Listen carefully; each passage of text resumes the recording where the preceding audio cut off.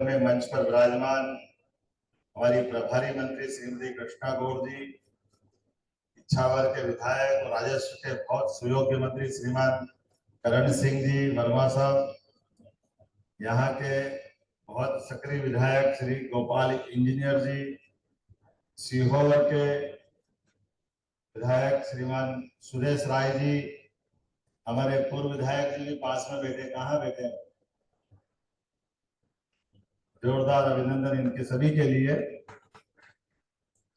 मंच पर मौजूद कुलाधिपति वीआईटी भोपाल डॉक्टर जी विश्वनाथन जी, वीआईटी भोपाल उपाध्यक्ष श्री शंकर विश्वनाथन जी, वीआईटी भोपाल सहायक उपाध्यक्ष सुश्री कादम्बरी विश्वनाथन जी, भोपाल ट्रस्टी सुश्री रमणी बाला सुंदरम जी, हमारे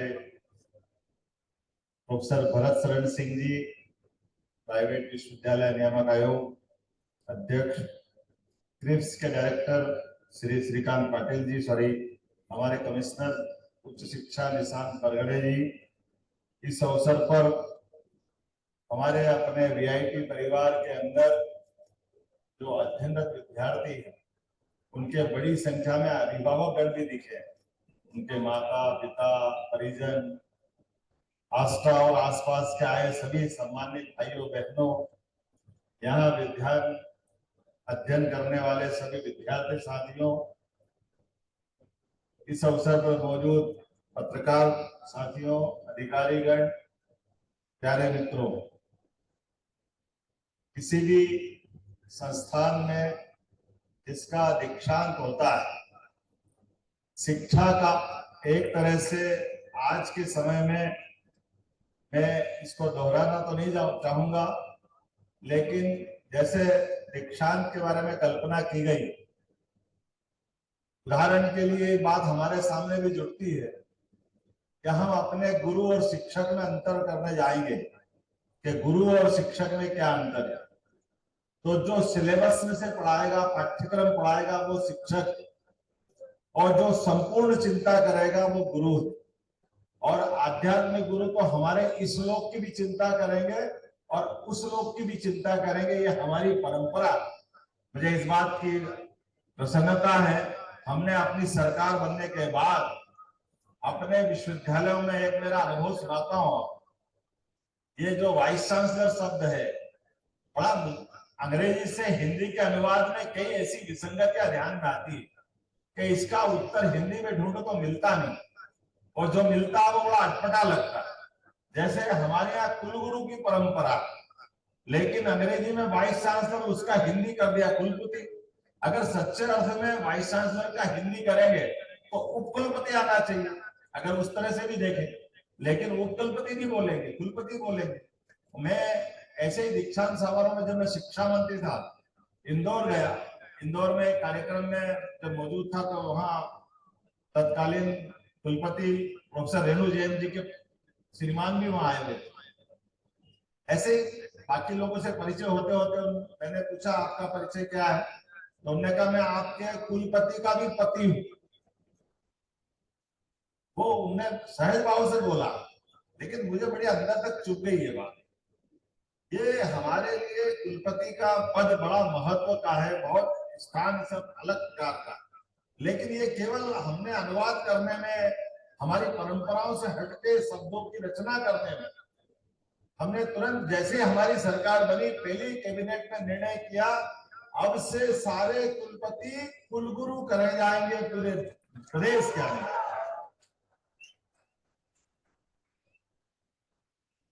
जैसे ही हम कुलगुरु कहते हैं तो वो हमारे उस पूरे भारतीय सनातन संस्कृति से अपने आप जोड़ के देखने की रचना बनाई देती है। और मुझे तो आज और आनंद आया, वीआईटी कैंपस देश के सबसे अच्छे कैंपस में से एक कैंपस है। मैं बधाई देना चाहूंगा आपको इस नाते से।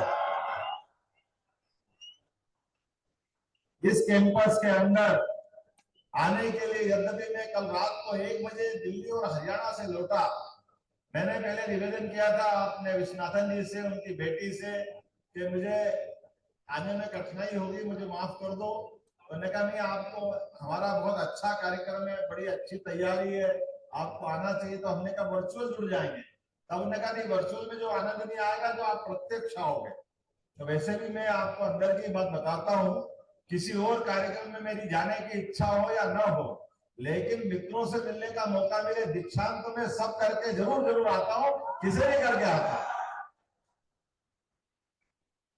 कितना भी व्यस्त शेड्यूल हो, लेकिन शैक्षणिक संस्थानों का अगर मौका मिले तो ऐसा लगता है कि मैं भी आपके उस युग में पहुंच जाता हूं जो अपने कॉलेज कैंपस को याद करते हुए ऐसे आनंद में डूबता हूं। शैक्षणिक संस्थाओं का जो वाइब्रेंट वातावरण, दीक्षांत समारोह की गरिमा और ऊर्जा देख करके अंदर का छात्र मन भी आत्मविश्वास से भरता है और आनंद में हिलोरे लेने लगता है, आनंद में डूब जाता है। वेल्लोर शैक्षणिक संस्थान के विषय में जैसे मुझे बताया गया, यह संस्थान अपनी स्थापना के बाद से न केवल हमारे प्रदेश का गौरव है, बल्कि हर एक विद्यार्थी की जिसका एक बार इस इंस्टीट्यूशन में एडमिशन हो जाए उसका प्लेसमेंट पक्का है, ये मैं जानता हूं किसी हालत।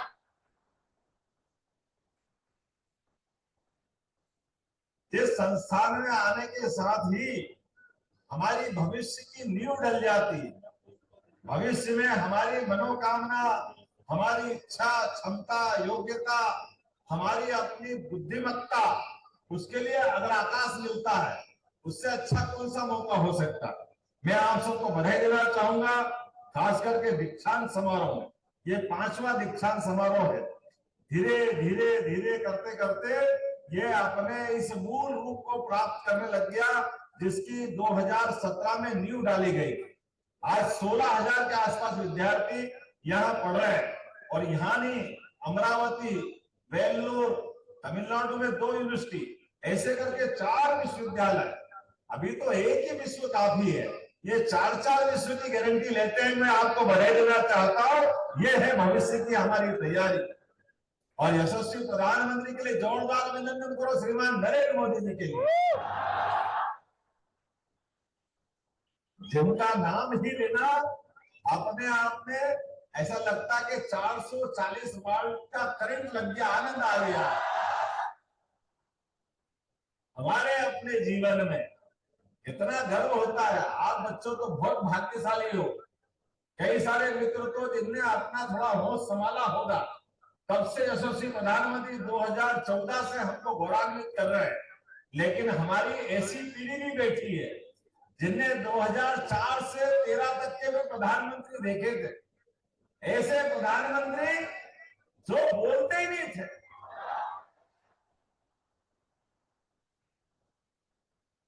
ये समझ नहीं आता था, इतना बड़ा देश और इतने बड़े देश के प्रधानमंत्री, नाम तो मनमोहन सिंह, लेकिन मनी मन में बात करते थे, बोलते ही नहीं थे।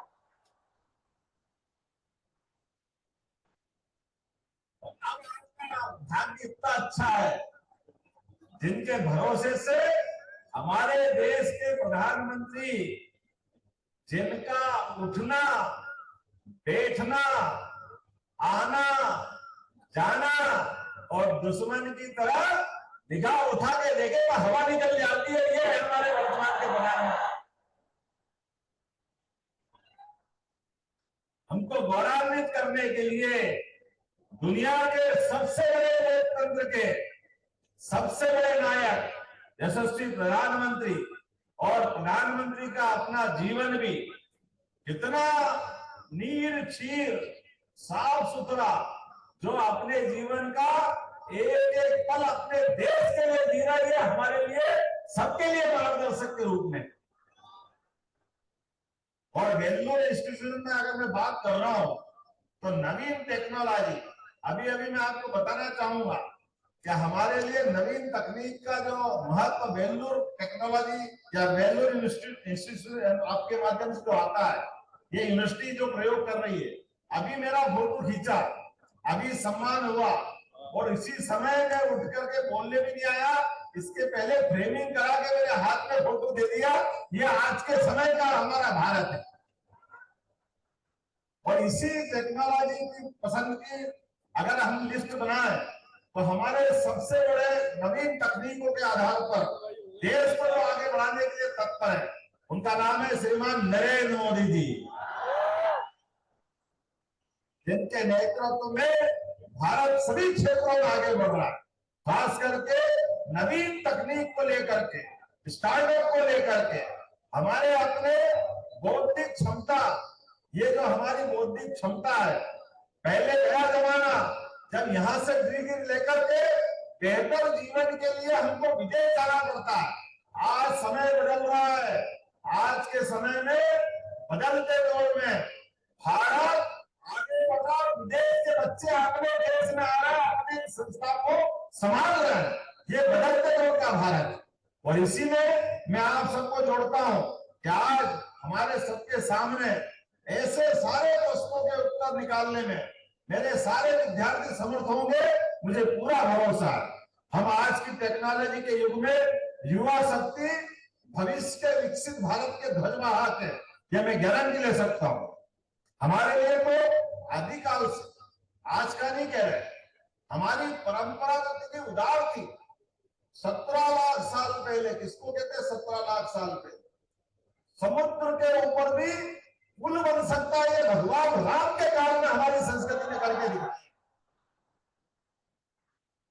और अभी तो हवाई जहाज से ही उड़ता आदमी। हो सकता है कोई ऐसी टेक्नोलॉजी आए कि हनुमान जी ने उड़ के प्राप्त कर ली, ये क्षमता भी भविष्य में हो सकती है, कोई असंभव नहीं है। आज के दौर के अंदर, बदलते समय में हमारे अपने बीच में ऐसे कई रहस्य हैं जिनको जानने की, समझने की, देखने की और हमको अंततः मानने की अवस्था मिलेगी। कभी कोई सोचा था कोविड के काल में, ये आज से 5 साल पहले पूरे विश्व में ऐसी बीमारी आएगी जिसका कोई बाहर से लक्षण दिखाई नहीं देता। रेल बंद, सड़क मार्ग बंद, पानी के जहाज बंद, हवाई जहाज भी बंद, और तो और आकाशवाणी के रेडियो भी गाना बजाना बंद करके बैठे। दूरदर्शन पे भी कुछ नहीं दिखाई दे रहा।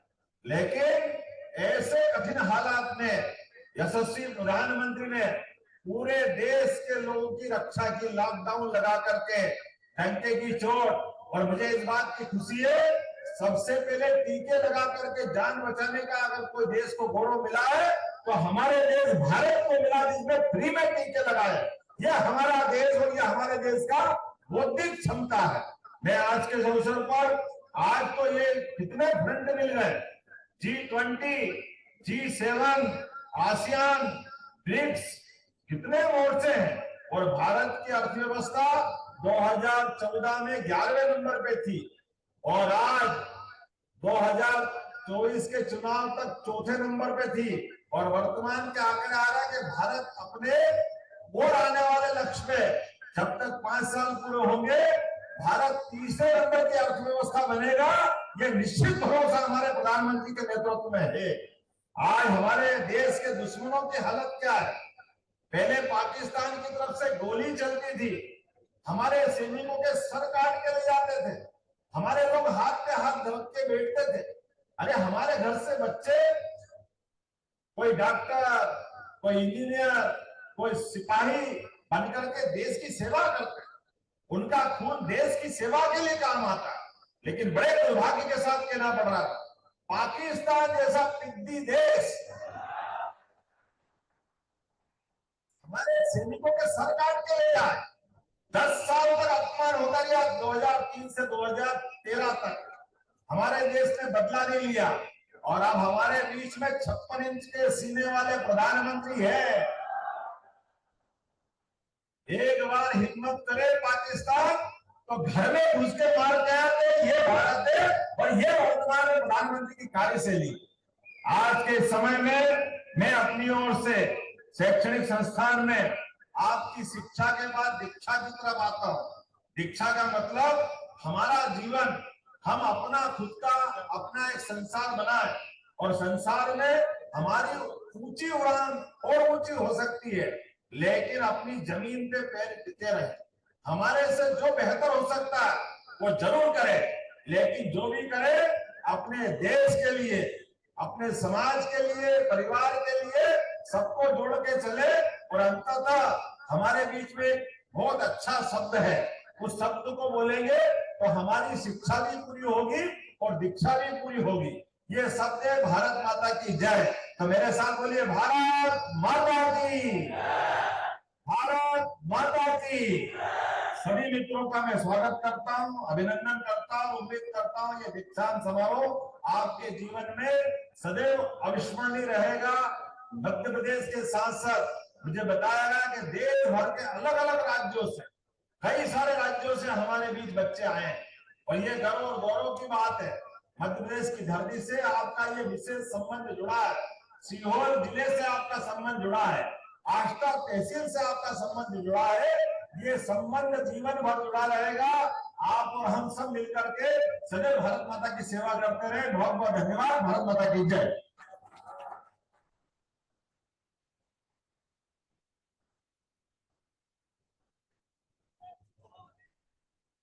Thank you so much, Honorable Chief Minister, sir. A big round of applause, please, for the Honorable Chief Minister.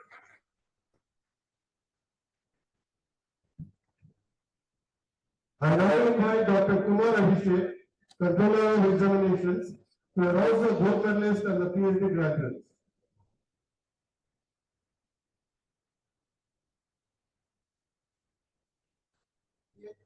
Gold medalist.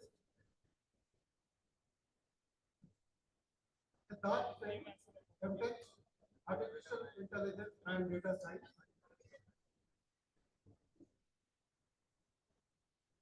Pradeep, MTech, Computer Science Engineering, Specialization, Cyber Security and Digital Forensics. Rishabh Kumar Gupta, MTech, Real Estate Design.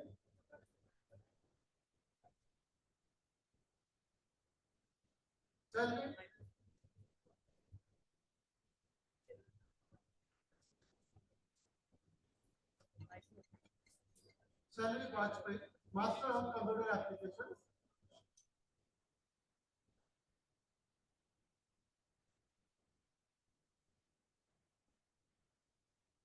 Raghav Agarwal, Integrated MTech, Artificial Intelligence.